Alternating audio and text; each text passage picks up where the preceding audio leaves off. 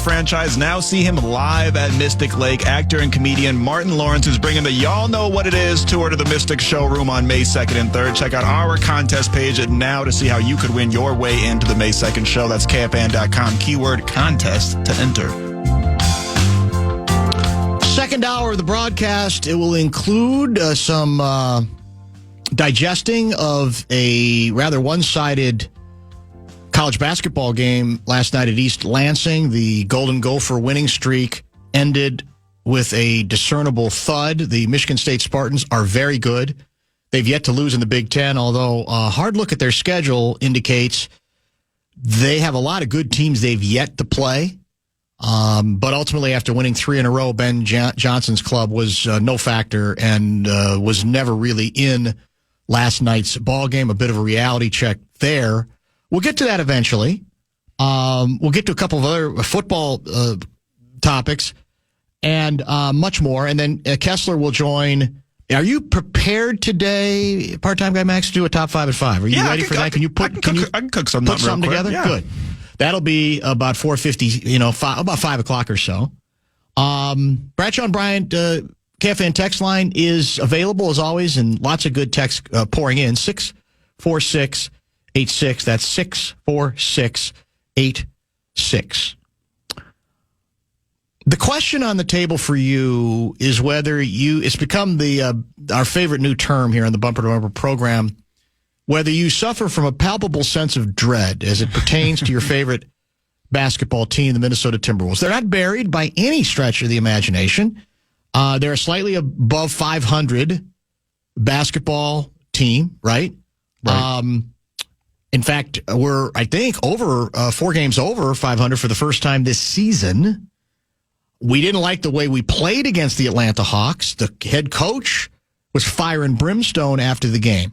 But the bigger question, as you know, is where is this headed? What's the feel? You were a big part and celebrated the run last year. You were all over the fan. You were all over Target Center. So I am curious because I don't know what you have said on air previously and what you think about this club. If there is a dread you associate with this club, even though, again, they're not buried, or do you view it as there's time, let the thing still come together? What vibes do you observe and do you feel internally regarding this operation compared to those you felt probably most of last regular season when they had the best record in the league until the final few weeks and then made their conference title run? I don't know if the dread is palpable, maybe imperceptible, maybe intangible, but there is dread. Certainly, there is dread. But I feel like this is there's the stages of grief, and I've kind of gone through them as the season has gone on, and I'm at acceptance now. I got to be realistic with what I have seen from this Timberwolves squad so far. The ceiling has dropped. Obviously, the ceiling entering into the season was NBA Finals, if not winning the whole damn thing. I think it's pretty obvious to anybody that's watching right now that the ceiling has dropped considerably. We're all kind of just hoping that this team can get consistent enough to get into the playoffs. Hopefully, maybe at least get win out a of the series. Win a series, upset somebody, maybe hopefully not have to play the Oklahoma City Thunder or anything like that. But you got to be realistic. This team, although they are trending in the right way as of late, they've won 6 of their last 10. They're on a 3-game winning streak. Obviously, guys that we've been calling for all season to play better have stepped up lately. Jaden McDaniels has had, maybe incredible is a bit of hyperbole, but he's had a damn good January. He scored in double digits in almost every single one of the games that they've played in the month of January so far. Obviously, Anthony Edwards has been able to digest double teams a little bit more. Maybe that had something to do with the call he supposedly made to Michael Jordan. Who knows? But he's been a score machine, and it's been what to me is the brightest thing of all is that Rudy Gobert most recently has been getting involved in the offense a little bit more. And I believe that's something that Finchie said in press conferences and told PA on 9 to noon is that that's something that's got to happen now. If you want to raise this team's ceiling, if you want this team to even make a little bit of noise, there's no more Rudy just only. It's a fine line because you don't necessarily want Rudy playing like he's Kareem Abdul-Jabbar or anything like that, but you also don't want him to be as he is right now, which is pretty much 99% reliant on other players getting him his baskets. He's got to find a way to get involved in the offense, because now if you have guys like Jaden McDaniels delivering, Julius Randle seems, he's erratic at times, but at this point, if they want to make a playoff push, I don't know if you can deal him at the trade deadline. If they seem to be in a type of mode, and Johnny Krasinski has told us as such too, like, they want to win right now. They don't really have the draft capital to sell away Julius Randle and then get significantly worse, because whether we like it or not, he is the second option on this team right now. And they kind of need him, at least offensively. Obviously, you got to step it up defensively, but they need him offensively. So I think the ceiling has dropped, but obviously there's bright sides to look at. There's still top 5 in 3-point percentage, top 5 in 3-pointers made, and they're a top 5 defense. That's, in today's NBA, if you can put together consistency, that's a recipe for success. But obviously, and it's a bright spot, and it's promising to see them hang with the Nuggets of the world and be able to play against good teams like the Mavericks and stuff like that. But in general, if you have taken a glance at the Cleveland Cavaliers, the Boston Celtics, the Memphis Grizzlies, the Oklahoma City Thunder, and with the eye test, doesn't matter what the numbers say or how close you play. With the eye test, the Wolves are not playing at the same level as those upper echelon teams. Would you, if we go back to the blockbuster announcement, I think I found out at night at home when the media first reported it, that Cat was being traded to New York for the pieces we now know, largely Randall and Dante DiVincenzo. Was your first thought to say, oh my God, what are they doing? Or was any part of you, if not intrigued, willing to understand based on the salary implications and so forth? Where were you when that deal went down? Were you like devastated? Or were you, I don't love it, but I kind of understand it? I will be honest, I was devastated. It was kind of funny. Parker Fox, my Wolves pregame and postgame co-host, is the one that broke the news to me. I was watching Simone Biles and the Olympic gymnast team with my daughter at the Target Center and had to act like I wasn't aghast at my phone after seeing the text. And it was super funny because we kind of texted each other at the same exact time. And I said, oh, bleep, what are we doing? And Parker said, oh, bleep, yeah, I love this. And so I was like, wait, what? He's like, wait, what? And we both were kind of having a little bit of a debate there. And I tried to understand it more, obviously, as time went on, because, I didn't believe in the Rudy trade when it happened. I didn't see the vision with Tim Connolly. And obviously it took some time, but it ended up working out for the Wolves. So I'm thinking, this guy's big brain, Tim Connolly, he knows more about basketball than I'll ever know. There must be something that they saw. The Julius Randle part, obviously, but that's been floated around for years as a swap for him and Karl Anthony Towns. Yes. I never, ever wanted anything to do with Julius Randle on this team. Just watching him with my eyes in Knicks game and hearing what the New York media, which is obviously infamously biased, but it's not normally unanimous. Like we're talking true. About. Yes. It was unanimous that there was mixed feelings at best about Julius Randle. So I did not love it, because as someone that watches, I didn't just hop on and start watching during the playoffs, which obviously, even if you did, you'd see that Karl Anthony Towns, the Wolves wouldn't have even beat Phoenix in the first round without Karl Anthony Towns, and they damn sure wouldn't have beat Denver without Karl Anthony Towns. But if you watched those games day in and day out, night in and night out, Karl Anthony Towns was a significant part of the offense. He had a gravity to him on offense that made it easier for Anthony Edwards. And I never understood people saying, well, it's Ant's team now, you got to get rid of Karl Anthony Towns. Well, you know who's a good person to surround Ant with?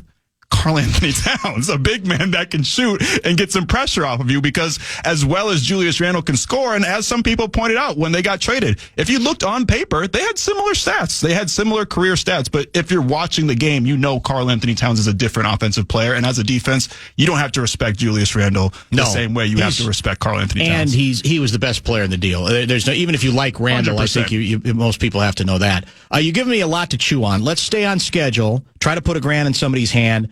We're going to stay with this. I want to get into some Gopher men's basketball and a little bit of pro football in the remaining 45 minutes of this hour before the top 5, and Kessler on all kinds of political stuff starting about 5:30. But first, the Fan wants to give you a shot to put $1,000 in your hand with our national cash contest. Enter the keyword credit at KFAN.com now for your shot at winning. That's keyword credit. Enter it now at KFAN.com.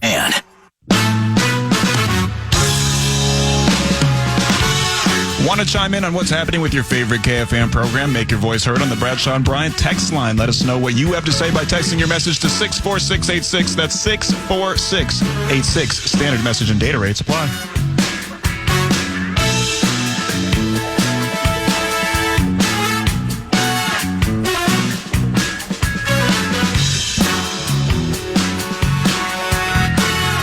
So I asked last segment whether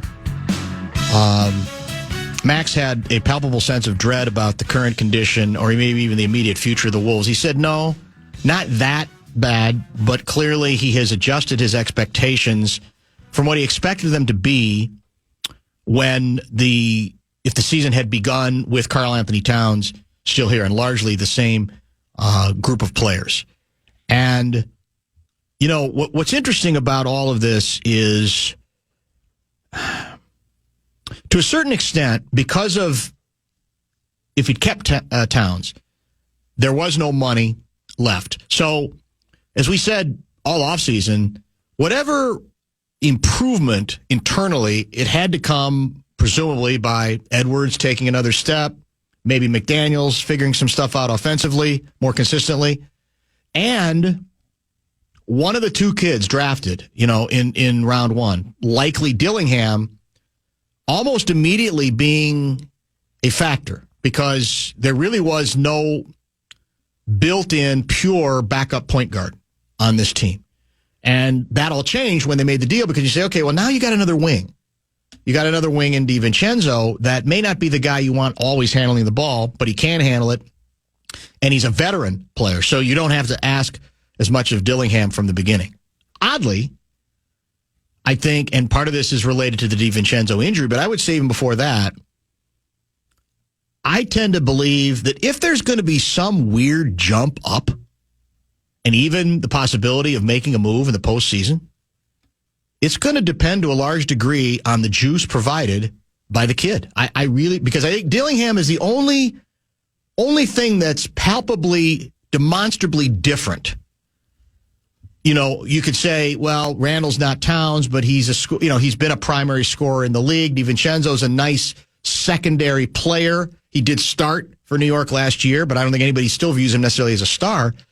And Dillingham brings a different energy, I think, a different voltage to what this team does, a different creativity just because he's faster than anybody they have. He's quicker than anybody that they have. He can't guard yet. He's slight. We get all of that. And the question there is, does the head coach, once Dante comes back, is he going to still make it his business to be sure that Dillingham's in the mix? That's, to me, going to be the interesting question moving forward, because I believe if you're going to have a surprisingly fun playoff run where maybe we win a series and then we upset somebody in the second series somehow, or we play it really close, I think he's got to be a part of it. I really do. Now, to your point about Rudy, you're 100% right. We had Alan Horton on location at Target Center before the Atlanta game. And he had, I thought, an interesting observation where, because I flat out asked him, what's been more exasperating or more inconsistent, the offense or the defense? He said, well, to be honest with you, he said, I think the key to this whole thing is offense. Because in his mind, what he observes is when the offense is going, like it was, for example, in the Denver game, the defense, he believes that the borderline, not all that tenacious defensive players in this team are more energized, and they're likely to give you a better defensive activity and performance. He said, as long as people feel like they're involved on the offensive end. To a certain extent, that also goes back to Rudy. We've had Mike Conley on all year again, and Conley has insisted each time, I'm trying to tell my players, we have to get him the ball when he's available. Again, he's not Wilt Chamberlain. He's not Shaquille. He is not a scoring machine underneath. But there are times, whether it's mismatches, he's at the rim for the alley-oop, easy dunk, whatever the case may be, that he makes himself available. And Conley's point is we have to remember that. And even if we get exasperated by the 2 or 3 times, we get him the ball in perfect position, and they go off his hands like he's got hands the size of canned hams, and they just the ball just goes up, just caroms off his hands and out of bounds. you can't give up on him. Because if you do give up on him, he's probably also going to be a little less interested. And also, this offense does need, it's not that difficult to see if he can get to 10 points, 12 points. It helps this entire offense, right? 100%. 100%. So it probably does start with Rudy, but I still think that in an odd sort of way, because of the way he plays, Dillingham's the X factor. The coach doesn't always love him. And that's where this gets fascinating to me, because as Johnny Athletic has written, and I agree with him on this totally, part of the next step for Finchie is accommodating different style players, having really more players who I think can play. Not necessarily start, but can play. And he seems almost Tibbs-like, where he wants to go 7.5 players. And this team, I think, from the start of the season, should have been going 8.5 to 9. And it may mean more ebbs and flow and ups and downs, whatever the case may be. But I think that's been part of what has disappointed me about Finchie this year is I don't think he's been as creative with that. And, because that's part of the job. It's hard, but to me, part of the job is figuring out how the pieces fit. And maybe it's just for 7 minutes here in the first half, 9 minutes in the third, whatever the case may be.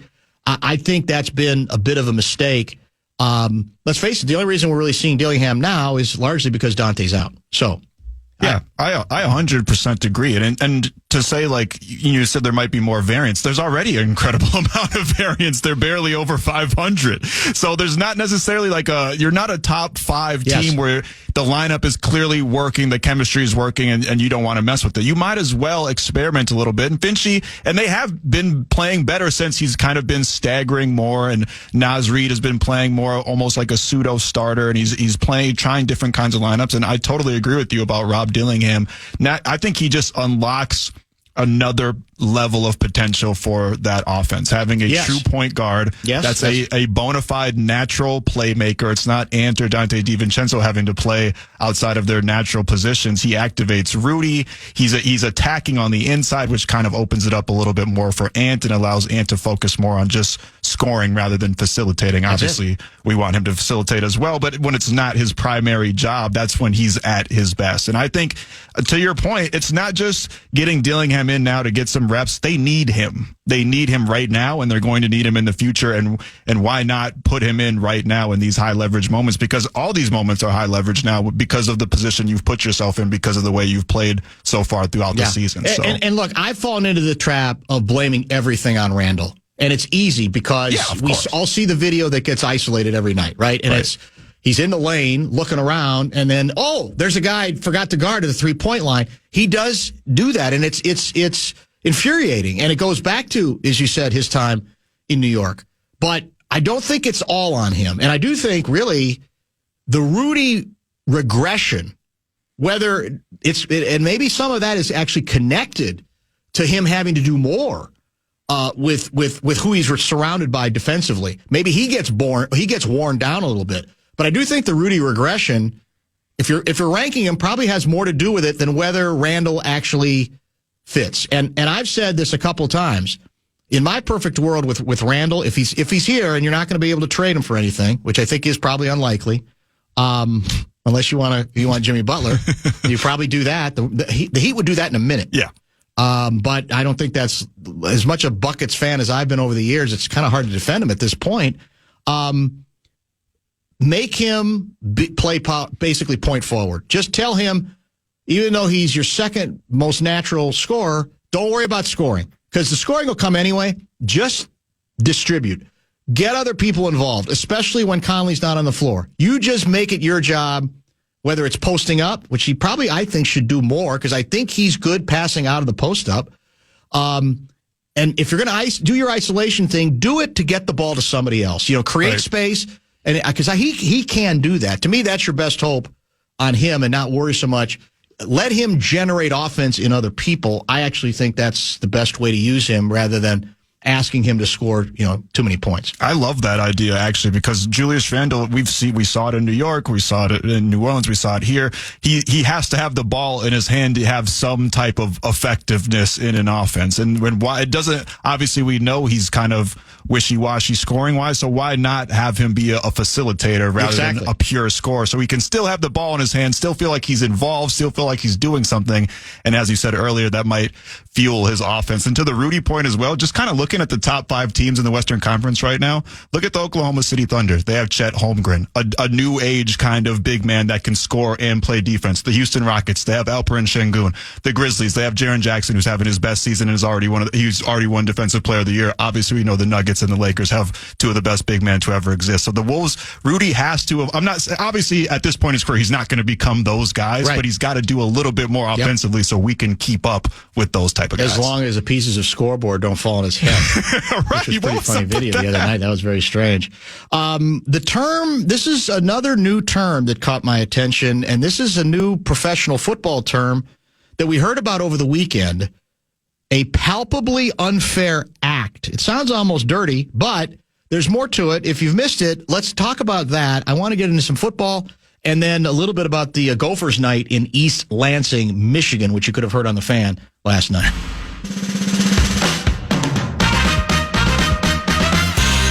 Come hang with the common man at 5 Iron Golf in Minneapolis on February 6th. Join the official, unofficial ambassador for Minnesota Golf at 5 Iron's newest location in North Loop from 5 to 7 p.m. Check out their simulators where you can play iconic courses, enjoy chef-inspired dishes, craft cocktails, and enter to win great prizes in a Closest to the Pin Challenge. RSVP now for this free, that's right, FREE event at KFAN.com, keyword calendar.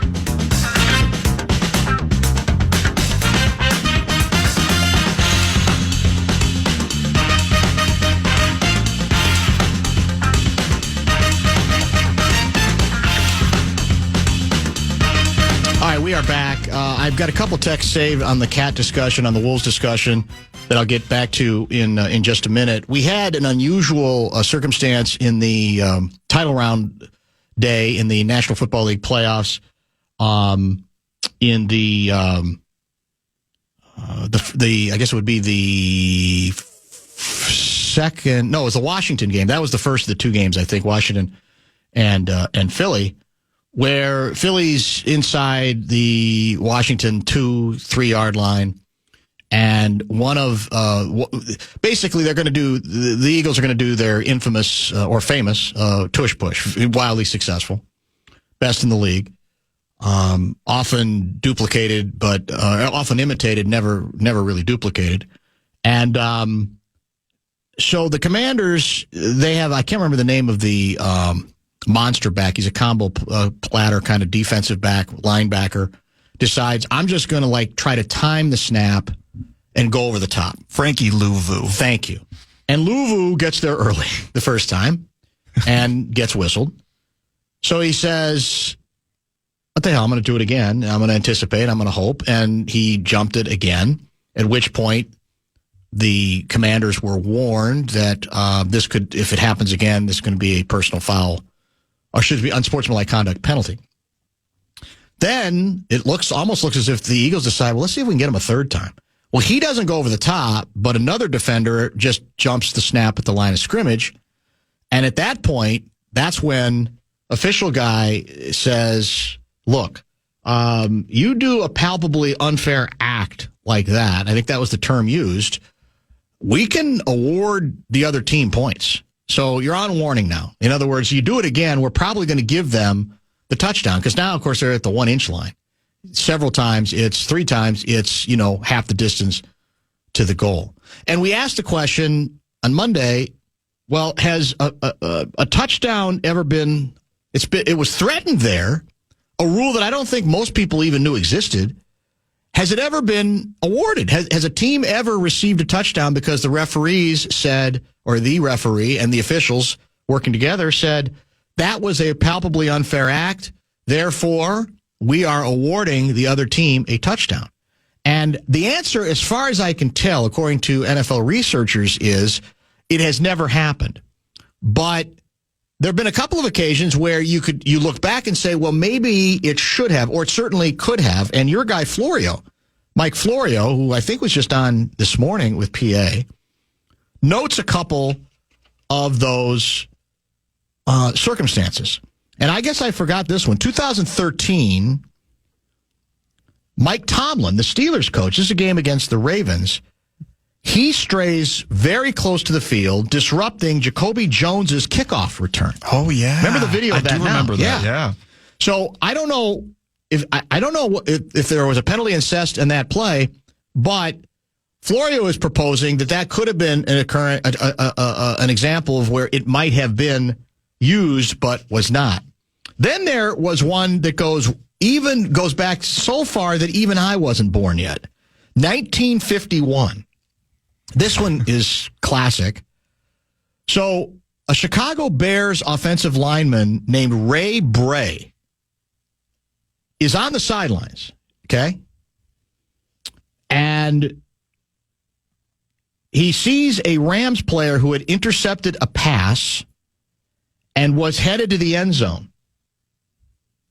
And Ray Bray can't help himself. He comes off the sideline and he tackles the interceptor, prevents him from scoring a touchdown. That's incredible. Which is amazing. I don't know if there's any, if that was a game that was filmed, it wouldn't be videotaped, but maybe filmed from back then. And this is apparently from Bray's 1993 obit. Mr. Bray stepped on the field and tackled the opponent without anyone realizing he was not one of the 11 Bears players on the field for the play. So that seems to suggest he got away with it, where they thought, well, he must have been, he was apparently on the field. And because we all kid about that, right? The temptation has to be great to sort of, I don't care what the ramifications. I'm just going to nail him. I'm going to tackle him. I'm so pissed off that this play just took place. I don't care if I've got nothing to do with the play and I wasn't even on the field. I'm going to go and try to take him out.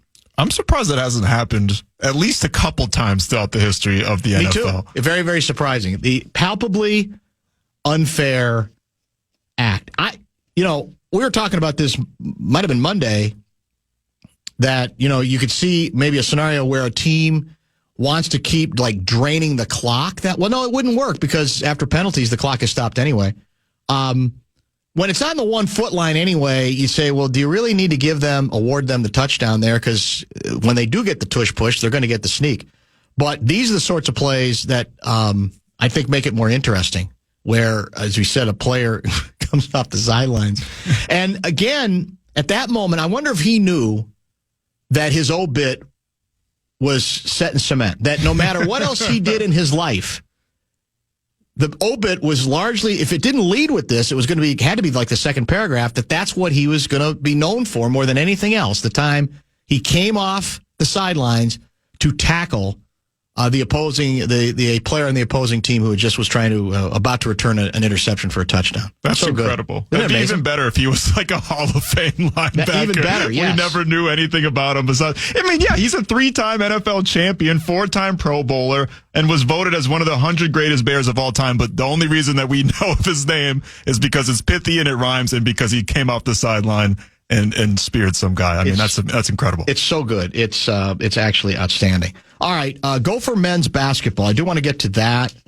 And they, of course, had finally the Gophers had lost their first 6 Big Ten games, several of them competitive, but were 0-6. Then they started an improbable 3-game winning streak that included beating a couple of ranked teams, including an impressive performance against the number 15 Oregon Ducks at home. That, of course, resulted in the now obligatory court storming, because that's what we do. It really doesn't matter anymore whether the team is ranked or not. If we just decide, we've been down too long and we're frustrated and we kind of enjoy the moment, we're going to do what we're going to do. And Gargi was among those who stormed the court. I don't know if you know that, but there's plenty of video I did hear about that. To that effect. I'll defend him because he had his at least one of his kids with him. Oh yeah. So in that situation, you're going to have fun with it, and it's not necessarily the end of the world. I took my shirt off and ran around over a non-finals game. So that'd be the pot called in the kettle black. That's a very, very, yeah. But at least wasn't that conference finals? Yeah, I there's a little bit of that. I mean, there's a little bit more at stake in that situation. So the rematch, we got killed by Michigan State here. In fact, I think that might have been our first Big Ten game of the season. And I think there were some people, I know Guardsy among them, kind of curious to see, okay, they're playing better, they're feeling a little bit more confident, Michigan State's good, the game is there, but let's see how they measure up. And it was a beating. It was really not a contest at all. Michigan State toying with the Gophers 73-51. And where does that leave them? I mean, to me, that's what's interesting now. Where does that leave the club? I think largely, first of all, we have played, I think, to this point, one of the tougher Big Ten schedules. Okay, we have not played many of the bottom feeders, so to a certain extent, that should help. I think the key to this is when you play bottom feeders, you can't screw up. Ben Johnson, I think, still is coaching for his job. I really believe that. And if you're going to give yourself the best chance at convincing the AD to keep this thing going, yeah, it's nice to beat, good teams, but more importantly, you have to beat the teams that you are supposed to beat. And I think we got Washington coming up next, if I'm not mistaken. They are not particularly good. And what struck me, Michigan State's weird because you look at it, Izzo teams, you go, well, it's Izzo, and he's Izzo, and look what he's done over the years. The fact of the matter is, the last few years, they've not been the Michigan State we remember, right? They've had a game where they lost first game in the tournament. I think they've made the Sweet 16 like one out of the last 4 years, in that range. Not been as dominant as we're accustomed to. It looks like he's got something good going now, but again, they haven't played most of the upper echelon in the league. I don't think they've yet, for example, I don't think they've played Purdue. I don't believe they've played Wisconsin yet. They're about to go out west as well. And maybe it's a compliment that Izzo basically said, well, you got our attention enough. I think the quote was, he, meaning Ben Johnson, he got championship prep. This game was concerning for us. So I guess that's the compliment. I think Izzo tends to always coach that way. Izzo's very good about not letting his team play down, generally speaking, to its level of competition. But they did a really good job until late in the first half, essentially taking Dawson Garcia out of the game. I mean, what we saw when things were going better for Minnesota was Garcia finally emerged. This team had no chance to do anything without him being literally the most dominant player on the floor, or certainly one of them. And he was exactly that during this 3-game winning streak. And eventually he had a respectable scoring total, I believe. But he really was taken out of the flow. They did a really good job, I think, sometimes sending a second defenders at him. Michigan State's always a good defensive team. And the other thing that struck me is that the Gophers had been really good rebounding in the 3-game winning streak, especially on the offensive boards, keeping the ball alive. And Michigan State, and it is definitely the Izzo calling card, destroyed them on the boards. That had a lot to do with, I think, why the big men did not show up for the Gophers in this particular game, and part of that is Michigan State is very good. So I think the final, as I said, was 73-51. They cut it a couple of times to what looked like, maybe can you get back into it in the second half, but not so much. And again, Michigan State likes to run. Everybody knew you got to try to slow down their fast break. In the 2 games they've played against each other this year, see if these numbers mean anything to you. On fast break points, Michigan State has outscored the Gophers in the 2 games 44-5. Oof. That's a pretty large advantage. And I know, I'm sure Ben Johnson would say, we don't want to run with them. We want to run selectively, right? Because that's what they do. They get out and they run. But that's a massive, obviously, deficit there that makes it very, very difficult to get pretty much anywhere. So we'll see where it goes from here. The local kid, Holloman, he's one of us. I think he was Cretan, if I'm not mistaken. He was very good. The late first half stretch where the Michigan State largely pulled away, I think it was 13-0, 13 straight points. He hit three consecutive 3-pointers. And all of his points, I think, came in the first half. 4 or 5 shooting from beyond the arc in 14 minutes. So the local kid definitely played a significant factor against Ben Johnson and company. You don't spend as much time on college basketball as you do pro, correct? No, not as much. There's so little time in the world. I wish I had enough time to watch every sport, but I can't. You got to make your choices, right? Because there's only, as you say, there's only so much time, and there's even real world stuff that has nothing to do with sports that might be in the mix as well, too.